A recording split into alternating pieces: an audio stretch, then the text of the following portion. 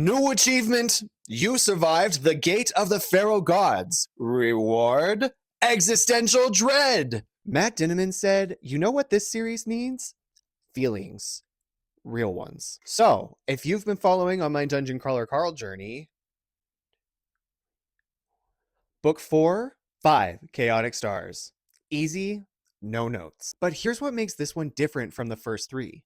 This book gets real. The humor and the chaos are absolutely still there because it wouldn't be a Dungeon Crawler Carl book without those. But in this book, the weight of everything starts to catch up with the characters. We're talking weeks, possibly months, in a deadly underground dungeon. Carl and Donut start meeting up with other crawlers in their sector and bubble on this floor. And what they find is so many people were incredibly unprepared for this.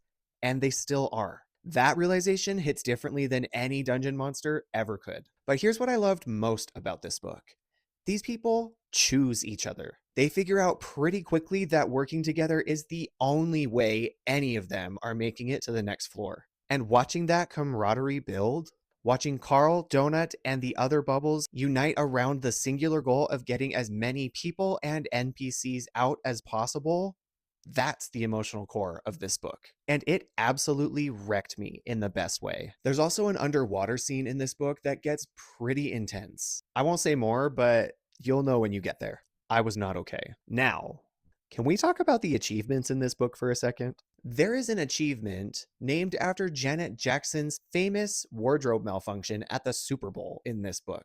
If you know, you know. I laughed so hard I started crying. But then there was one called Let There Be Chaos. The reward might have been a bad idea, but it's sure going to be entertaining. And finally, one called Smushed for Daddy. I need you to understand that Matt Dinniman wrote that, published it, and made Jeff Hayes say it in a sultry voice. And I respect it deeply. But then the epilogue happened, and I was genuinely not prepared for what was revealed. All I will say is we need to keep an eye on Audette because she's up to some shady shenanigans. That's all I'm saying.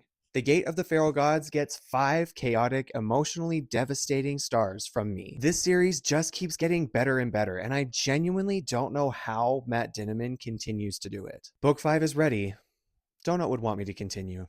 You're welcome, and I'm sorry.